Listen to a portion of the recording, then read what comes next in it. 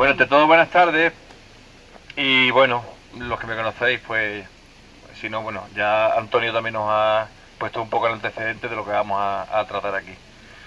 Vamos a hacer una pequeña introducción al tema de la electricidad, que es un tema muy interesante porque hasta hace poco tiempo no se ha tratado, es un tema muy contemporáneo.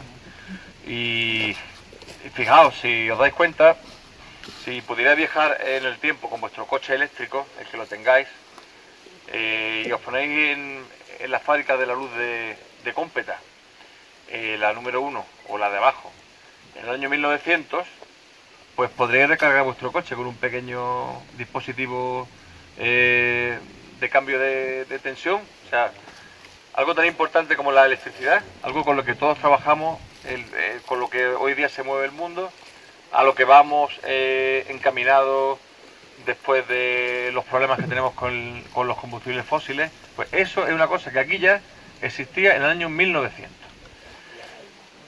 Es muy interesante porque esta comarca, concretamente, por los motivos que ya ha comentado antes el compañero en la exposición anterior, pues aquí era una zona donde los acopios de agua son muy frecuentes en altura debido a la hermosa sierra que tenemos y a la existencia de estas acequias, que son canales, son los mismos canales con los que van a funcionar estas centrales hidroeléctricas, que son los mismos canales, las mismas acequias con las que funcionaban desde época medieval los molinos, sobre todo los molinos de harina, de los cuales tenemos constancia de que en el término de Canillas existían 5 o 6 de ellos.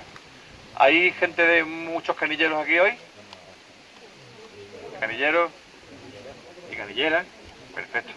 Pues eso está muy bien que os intereséis por la historia de vuestro pueblo. Entonces, vosotros mejor que nadie sabéis que aquí había varios molinos. Vamos a estudiar solamente de modo contemporáneo 2 de ellos. Uno muy interesante porque fue la primera fábrica de luz que dio electricidad al pueblo. La historia no es exactamente como la han contado, pero sí efectivamente hay parte de verdad en esto. Para hacer una introducción al tema de la electricidad en la comarca, vamos a hablar de 2 familias que fueron los iniciadores del asunto. Este señor, que se llamaba Eduardo Martos de la Fuente, este hombre era el azafato. Que no te falta los... O sea, con que te pongas aquí y vayas girando. Sí, sí, no. Eduardo Martos de la Fuente, que este hombre era, bueno, hizo la carrera de judicatura, fue juez, fue magistrado, creo que fue alcalde de su pueblo también. Este hombre venía de Colmenar.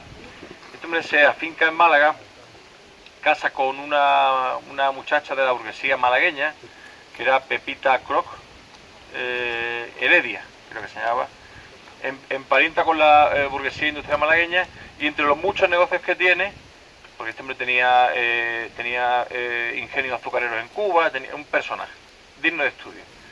Pues este decide montar, ¿con quién mejor que montar un negocio, una fábrica de electricidad? ¿Con quién? Con tu cuñado. Pues eso hizo el hombre. Su cuñado era Agustín Pérez de Guzmán, que este hombre era un farmacéutico, boticario, de origen granadino, que eran los que tenían la farmacia que estaba a la entrada de calle Larios. La farmacia Matas. Esa farmacia era la que montó, además el mobiliario y todo lo que hay allí ahora, era el que tenía el socio de este hombre, del cual no tenemos fotografía.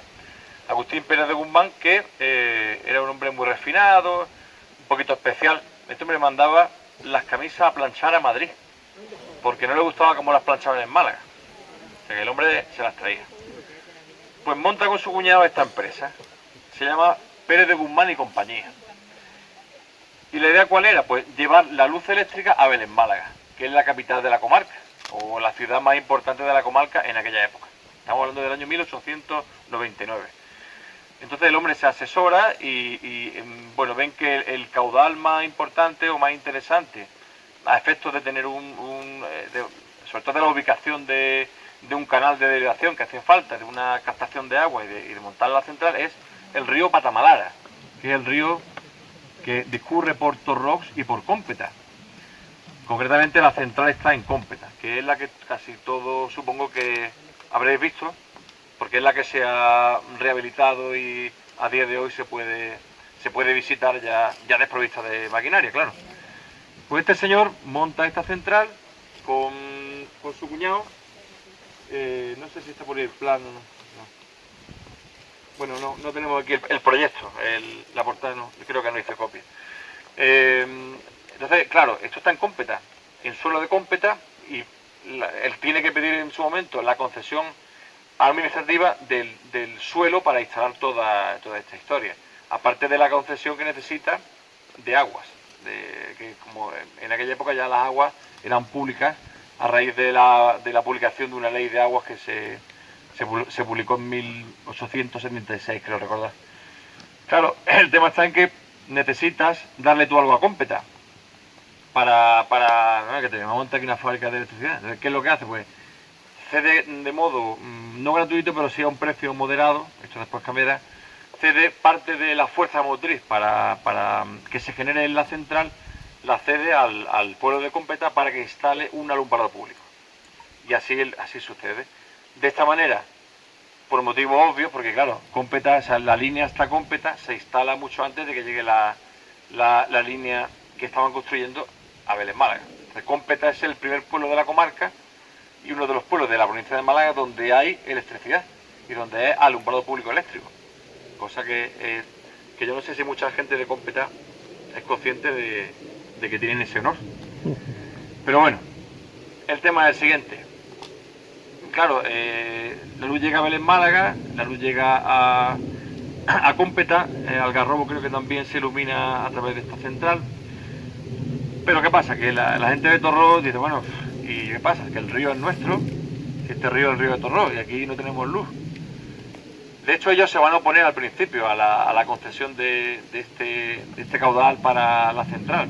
No repercute en nada a la población de Torró negativamente porque el agua vuelve al cauce, ¿verdad? Pero aún así se opone. ¿Qué es lo que hacen al final los de Torró? Pues una familia de Torrox y Frigiliana, que son estos señores.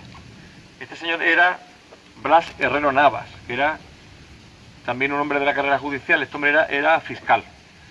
Fue fiscal en Torró muchos años, luego también pasa a la Audiencia Provincial de Córdoba y está con sus hijos, que son Fernando y Antonio Herrero Sevilla. Son Herrero Sevilla porque él casó con Ángeles Sevilla Gaona, que era también perteneciente a una importante familia industrial de Torrós. Y ellos van a montar otra central, también en el término de Cómpeta, que se va a llamar Nuestra Señora de los Ángeles, en honor a esta señora, que era Ángeles Sevilla Gaona. Montan esta central, después de muchos avatares, empieza a funcionar en 1903 y con ella consiguen dar luz a Torrox y a Frigiliana. Luego más tarde van a ampliar el servicio a Nerjas, donde también habían adquirido previamente otra pequeña central que estaba instalada en un molino de harina. Y al final van a conseguir unificar pues una serie de pueblos. O sea, a Amaro llega también la luz unos años más tarde. Y van a montar una línea también que va a dar luz al faro de Torros Costa. Esta empresa, Nuestra Señora de los Ángeles, va a ser una de las dos grandes empresas hidroeléctricas, grandes entre comillas, de la comarca. Luego, bueno, llega un momento en 1930 en que las dos compañías se van a unificar.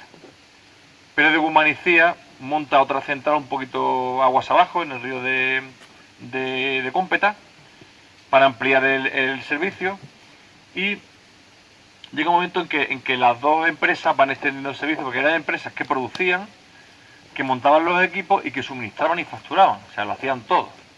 Prácticamente lo que hacen de esa hoy día, dividido en varias sus pequeñas empresas, ¿no? Pues estos lo hacen igual. Llega un momento en que en Torre del Mar se unen las dos compañías, cada una monta sus líneas y llegan a una competencia bastante dura, con una bajada de precios que, bueno, beneficiaba al consumidor bastante en las zonas donde había competencia. En Cómpeta, por ejemplo, la luz estaba bastante más cara que en Torre del Mar y en Vélez Málaga, por ese motivo, porque solo daban luz ellos. Entonces, llega un momento en que lo que hacen es que las dos compañías se fusionan en la llamada eléctrica de Vélez Málaga. Que la eléctrica de Vélez Málaga era Pérez de Guzmán y Cía, se convierte en eléctrica de Vélez Málaga y en el año 25 y en el 30 absorben a la otra compañía. En el año 30 tenemos ya una sola empresa que es Eléctrica de Vélez Málaga. Mira, aquí tenemos la imagen de una de las centrales. Esta es la que se llama Torrox 2, que es la central que se conoce popularmente como Pampanarria. Esta es una imagen de cuando estaba funcionando y esto es muy parecido a lo que tenemos aquí. Ahora vamos a explicar un poco cuál era el funcionamiento o cómo funcionaban estas instalaciones. A partir de los años 40, la eléctrica de Vélez Málaga la va a adquirir Sevillana. Hombre, ya la he encontrado. Mirad la cantidad de agua que llevaba el canal de la central. O sea, la echaban fuera. O sea, el agua la tenían que tirar fuera del canal y además el río llevaba agua. Esta es la fábrica Nuestra Señora de los Ángeles, precisamente. Esta es la que montan los Herreros Sevilla, la que da luz a Torros, Frigiliana y luego a Nerja también y Maro y al faro de Torros Costa. Esto está en ruinas a día de hoy, vamos, pero existe todavía el edificio y no es aconsejable acceder al mismo porque es muy peligroso, o sea, pero está ahí. ¿Vale? A partir de los años 40 la cosa se complica. ¿Por qué? Porque esta empresa se va a convertir ahora en otra subempresa que se llama Eléctrica del Litoral, que no es más que una filial de Sevillana. Pero a Sevillana no le interesa absorberlas como tal, sino mantenerlas como una empresa aparte.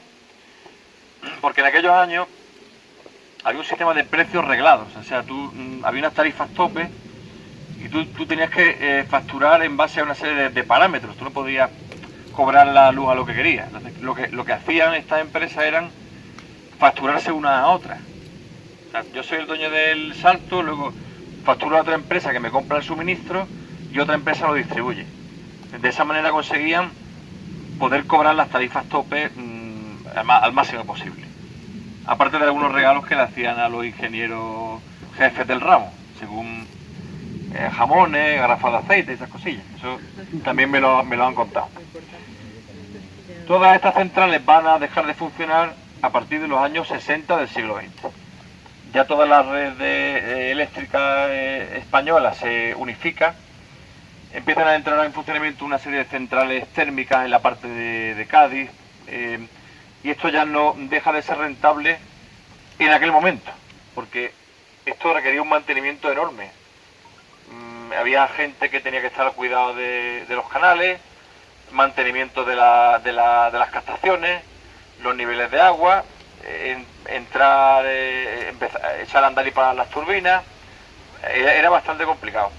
Y había, en cada fábrica vivían 3 familias y hacían turnos de 24 horas continuos. Entonces, claro, hacía falta un dinero enorme para mantener estos edificios.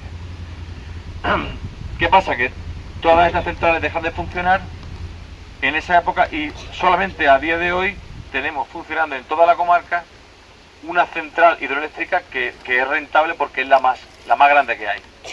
Que la van a construir los Herreros Sevilla, la eléctrica esta de Los Ángeles, pero llega un momento en que ya no pueden con el proyecto y al final lo que hacen es que venden la concesión y lo que tienen construido se lo van a vender a la eléctrica de Vélez Málaga. Lo van a meter dentro de la sociedad que ya habían creado previamente, esta que hemos dicho. Empieza a funcionar en el año 36 y en su momento pues la turbina que hay instalada va a producir unas 900 kVA, que eso va siendo como 1 megavatio a la hora, que es una potencia más o menos interesante y que por eso sigue funcionando a día de hoy. No sé si conocéis el río Chillas y habéis estado en el entorno de esta central, que ya no se puede entrar porque está todo vallado. No sé si habéis estado en el canal arriba, que antes se podía subir y bajar muy bien. Había una ruta muy bonita que era hacer desde la presa, se hacía todo el canal adelante y bajabas por la tubería. Ese salto de agua es uno de los más altos de España todavía. Estamos hablando de casi 300 metros de caída vertical. Creo que son 280 metros de caída vertical. Y 1 kilómetro de tubería. O sea, una barbaridad. Y esa central sigue siendo rentable todavía para Endesa y por eso la sigue explotando. El otro día estuve por allí y creo que está parada ahora mismo, porque están haciendo algunas obras y el río, o sea, toda el agua va por el río. La cantidad de agua que tiene el río ahora mismo es impresionante. O sea, no llovió nada y hay un río de agua, la verdad es que merece la pena verlo. Si tenéis ocasión de... Además ahora que hay un poquito menos de gente, y ya los que estéis jubilados, que podéis hacerlo entre semanas ya, ni os cuento, pero la verdad que merece la pena que lo visitéis en este tiempo ahora, que está fantástico. Bueno, pues esto un poco es la historia de la electricidad en la comarca. Muy importante porque hasta los años 50 esta comarca se autoabastecía de energía eléctrica. O sea, no precisaba prácticamente de apoyo externo. Sí había una conexión con las centrales de la Alpujarra, a través de una empresa que era la Alogeña de Electricidad y otra empresa que era dueña de un montón de saltos de la zona de la Alpujarra. Y sí estaban conectadas desde los años 40. Y había algunas pequeñas centrales térmicas de apoyo también, pero casi toda la energía que se producía y que se consumía en la comarca provenía de estos saltos de agua. Cosas de las que podemos aprender bastante porque mirad cómo estamos ahora con el tema energético y habría que pensar en qué hacer con estos saltos de agua. De eso podemos hablar para terminar y si queréis un poco abrimos el debate. Vamos a hablar entonces ahora de los molinos que hay aquí en Canilla, de los que he podido estudiar, que son van a ser 4 apuntes muy contemporáneos porque lo que me interesa realmente es el tema del aserradero, que es esto que tenemos aquí. Tenemos entonces 2 molinos, no sé si conocéis el entorno. Debajo del pueblo justamente hay un molino que está en la confluencia de los dos ríos, del Turbilla y del otro que se llama Río Cajuna, ¿no? Que por cierto el molino tiene unas uvas estupendas ahí, las propias, o sea que si vais por allí, el momento es ahora también. Ese molino, tenemos aquí un planito, así de estos dos. Aquí se ve muy bien, porque claro, en los años 40, saltos de agua que no tenían una regulación, una concesión jurídica, puesto que eran de tiempo inmemorial. Todo esto de los molinos, de hecho muchas fábricas de luz se van a construir en base a estos saltos de agua. Y aquí se ve lo que era un molino de harina. El canal de captación con una presa igual que una fábrica de luz. La cámara de carga y aquí arriba el cubo. El cubo era por donde entraba el agua en la altura. Era un canal que se iba estrechando cada vez más y al final venía a caer justamente sobre la rueda del molino. La rueda que era un rodete con una serie de palas o álabes donde se dirigía toda la fuerza del caño de agua y directamente eso luego pasaba a través de otros ejes secundarios, pasaba a mover las piedras del molino. Este molino, yo he preguntado y tiene varios, he escuchado hablar de molino de la aguja, de la Ruperta o el molinillo, no sé si... El molinillo, de Faustina, sí, y de la aguja. De la aguja del pueblo no hace nunca.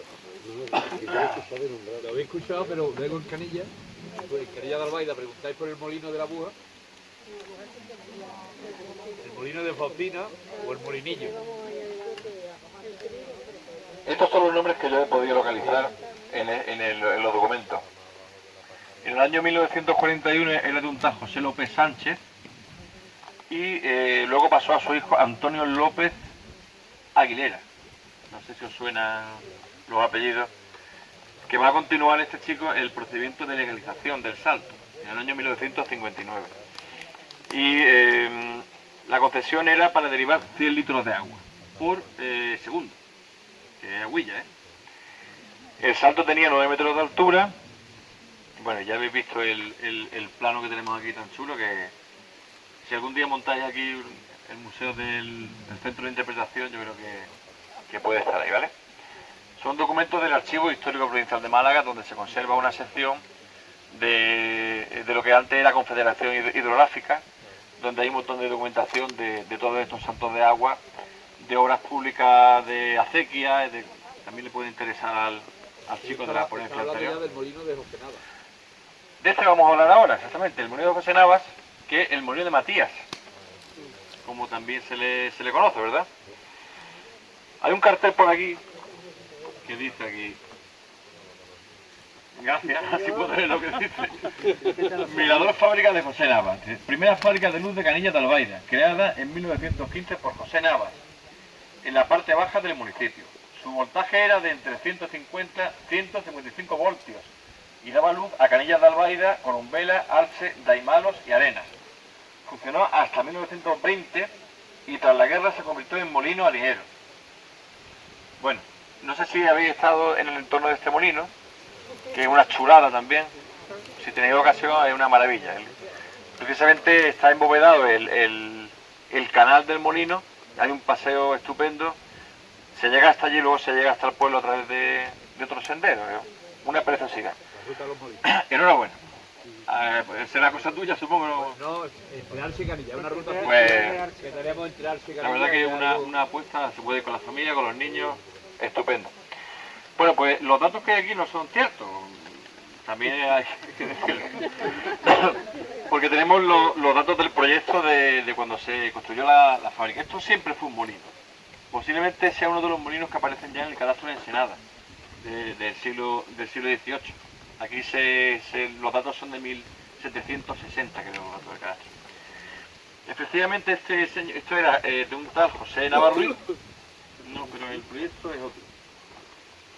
Esto es, mira. ¿Qué es este? Dice, proyecto de central de energía eléctrica y red de distribución para el pueblo de Canillas de Albaida, no para otros pueblos, solo para Canillas. Peticionario de don Francisco Nava Ruiz, que estaba mal el nombre, lo tacharon y le pusieron José. Era José realmente. Pero en su día, cuando fueron a imprimir la portada del proyecto, pues no se equivocaron. Y esto es del año 1925, no es del año 1915. Pues de algún libro se ha podido tomar. Pero aquí están los documentos. Sí, claro. Además, hay más documentos donde luego se reitera que fue el año en que este hombre empezó a funcionar. Hay nietos por aquí. Hay nietos de... Sí, yo he hablado con algunos de ellos, ¿no? Y he contrastado estos datos y bueno, esto es lo que tenemos, es lo que aparece en los archivos. Hay también varios planos. El cartelito informativo.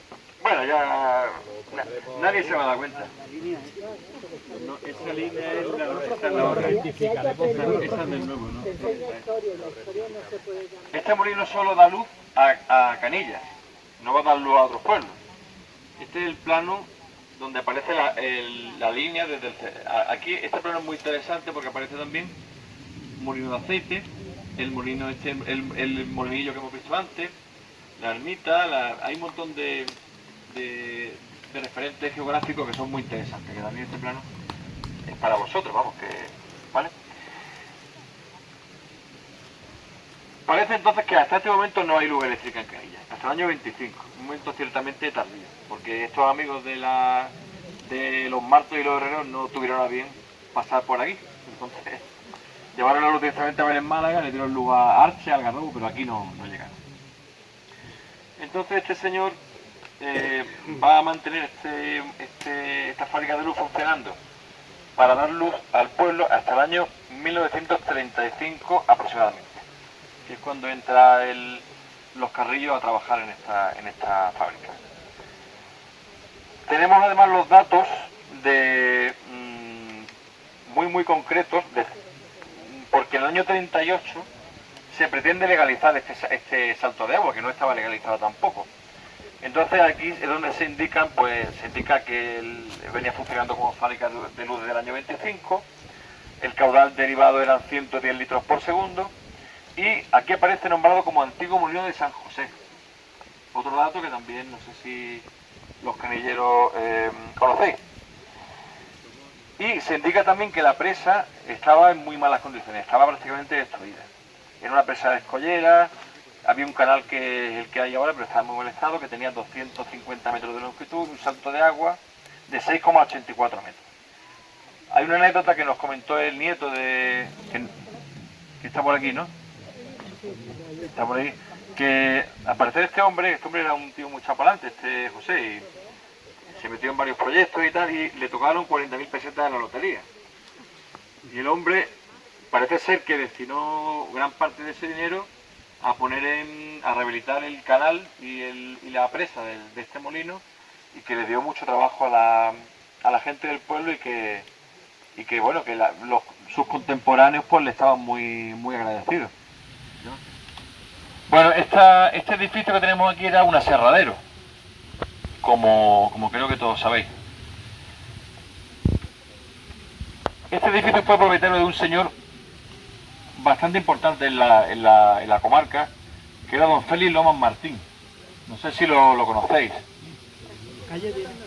¿Tenéis una calle para don Félix Lomas Martín aquí? ¿Y aquí no? Ah, pero hombre, pero es que este hombre era natural de Canillas. Era canillero este hombre.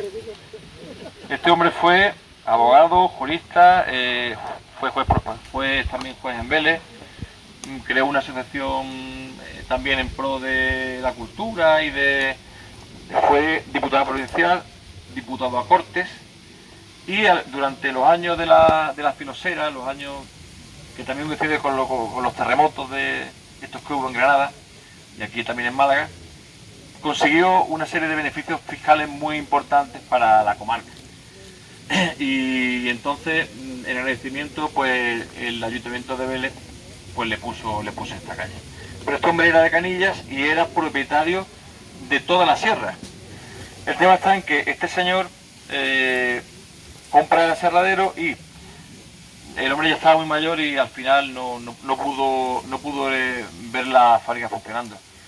Pero sus herederos, sus hijos, van a pedir una concesión de un salto de agua, que es el que tenemos aquí arriba, para obtener fuerza motriz para mover el aserradero, la maquinaria del aserradero.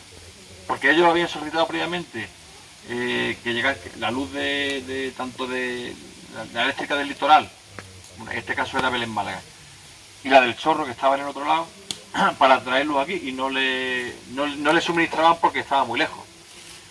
Entonces él pidió esta concesión para poder electrificar el aserradero.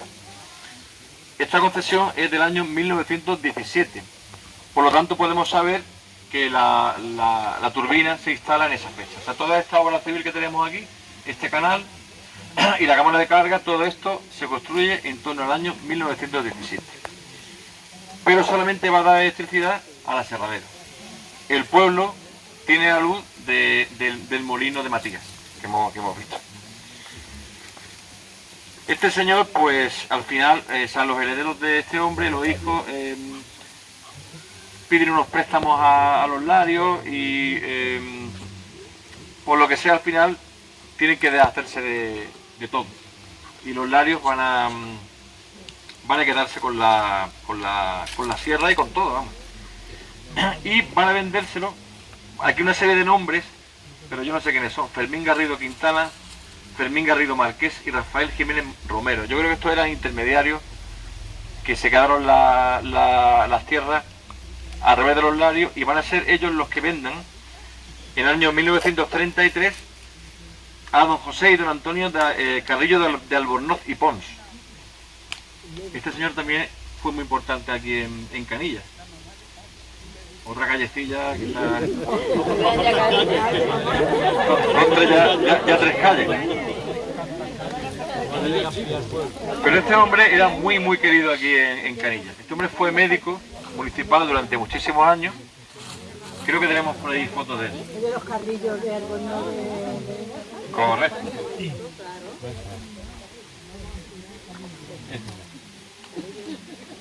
Este señor, ¿vale?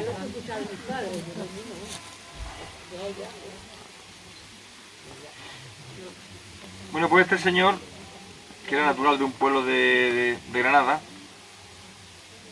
se echa para adelante y compra toda la sierra, y va a comprar también, al final lo va a vender a los pocos años, pero este hombre va a ser el que lleve la luz a Canillas y al resto de pueblos donde sí ya llegó la red que venía de Canillas, ¿vale?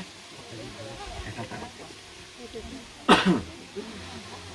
Que es la línea eléctrica desde la central Nuestra Señora del Carmen, porque así se llamaba esta fábrica de luz, y también se llamaba la empresa suministradora, ¿vale?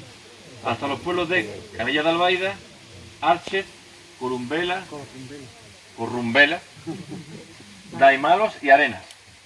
O sea, todos estos pueblos van a tener el suministro eléctrico desde este edificio. Por ahí hay también... Este hombre ya, o sea, en el año 35 es cuando se hace esa instalación. Antonio Carrillo de Albornoz y Pons había nacido en 1900 y era natural de Ítrago. Llegó como médico titular a Canilla a finales de los años 20 y fue en ese momento cuando hace la compra de la sierra. Bueno, no a Félix Lomas, sino a los Larios. Este señor es el que va a hacer el cambio de la instalación de la turbina, que es una cosa muy interesante. Este edificio que hay aquí no era la fábrica de la luz. O sea, esto era el aserradero. Aquí en su día estuvo instalada la turbina, pero este hombre va a cambiarla de sitio. Y va a hacer unos planos él mismo. O sea, aquí no había ingeniero ni hacía... Tenemos un plano de puño y letra de Antonio Carrillo de Albornoz, que es el que presenta a Confederación para poder hacer el cambio de la turbina. Enséñalo.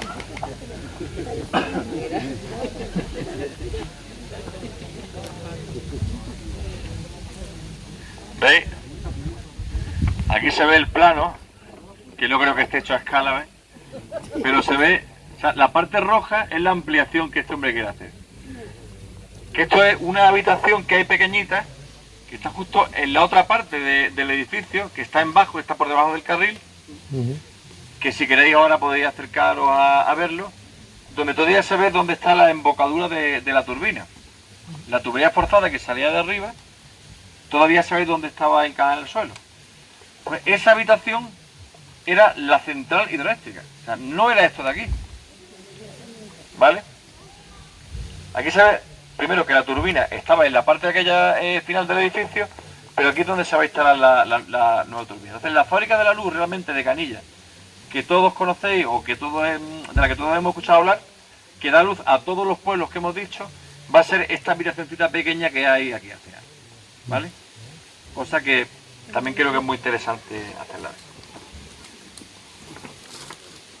Después, ¿qué pasa? Pues en los años 40 y 50 ya el edificio va a pasar a José Navas, este hombre que había sido el dueño de el molino de Matías, que ya el molino de Matías, la turbina que hay allí solamente va a mover el molino.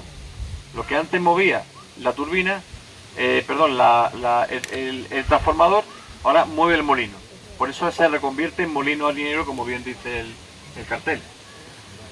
Y va a comprar esta fábrica para dar luz a todos estos pueblos a través de esta fábrica, que es mucho más potente, porque tiene un salto de agua mucho más grande, tiene más caudal y la turbina mucho más potente. Entonces, este hombre va a ser el que tenga esta central hasta los años 50. Luego yo realmente no he conseguido saber quiénes han sido los últimos dueños de la fábrica.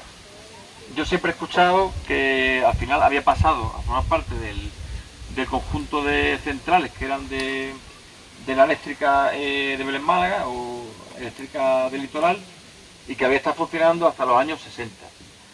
Pero yo eso realmente no lo he podido averiguar. Espero que para cuando salga el libro, Antonio, lo podamos averiguar. Sería interesante saber hasta qué año estuvo funcionando esta fábrica. Bueno, pues yo en principio he terminado de hablar de la fábrica, de los molinos, y ahora habrá que hablar de qué hacemos con estos edificios. Porque esa es la gran pregunta. ¿Qué hacemos con esta fábrica? Pero vaya, que la idea es fácil. Yo creo que muchos de los que estamos aquí nos acordamos cuando antes venían muchos colegios aquí para hacer jornadas en la naturaleza y eso. Yo ya le he propuesto a la Junta de Andalucía varias veces que esto vuelva a hacer esto, un centro de interpretación del parque natural, de la fábrica de luz y del aserradero. aprovechar lo de arriba, que son viviendas, que es donde podrían pernoctar, y esto pues adaptarlo ahora mismo a lo que es esto, lo otro es, o sea, hacerlo como un aula, un comedor y un aula donde podrían impartirse las clases que se darían del parque natural y de la aserradero y de la fábrica de luz.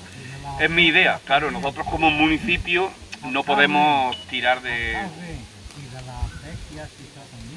Por supuesto, también de las acequias y del agua, que el agua sería la que movería la central, la mini central eléctrica. Nosotros como municipio no podemos asumir el coste que eso necesita. Entonces tendríamos que contar pues, con administraciones superiores, claro está. Hablamos de Diputación de Málaga o de la Junta de Andalucía. Para eso tenemos que ponernos de acuerdo porque una parte es del Ayuntamiento y otra parte es de la Junta. Ya le he propuesto varias veces o que ellos nos cedan a nosotros cederle a ellos. Y darle un funcionamiento a esto. No está, hombre, está mantenido, está cuidado entre el Ayuntamiento y la Junta de Andalucía, se mantiene y se cuida, pero hay que darle otro uso, ¿de verdad? Por ejemplo, mira hoy las jornadas que tenemos aquí, pues esto se debe de repetir en el tiempo y si es de centro de interpretación, pues mucho mejor. Hay muchos edificios así, hay muchas centrales que están en ese estado, igual que hay otros muchos molinos de harina, como el molino de Matías, que es un edificio fabuloso, que yo también entiendo que el ayuntamiento podría intentar hacer algo para particular, pero es público, es privado, es de una familia. Entonces no es tan fácil, ¿no? Negociar con ellos, ver si se puede, no sé. Es que están todos arruinados. O sea, Pero claro, si nadie hace nada... Sí, al final se pierde. Exactamente. Y las administraciones tenemos la obligación de mantener nuestro patrimonio. Y si hay que darle un uso, desde luego usted, mira, esto se puede dar un uso de turismo rural y es compatible con que usted mantenga la maquinaria y se pueda enseñar y eso muchas veces a los dueños le hace ilusión incluso. Y les gusta, pues esto que era de mi abuelo, pues a mí me gustaría que la gente lo viera, pero no tienen ellos la idea o no tienen esa... Es cuestión de sentarse a hablar con la gente. Bueno, pues yo por mi parte he terminado.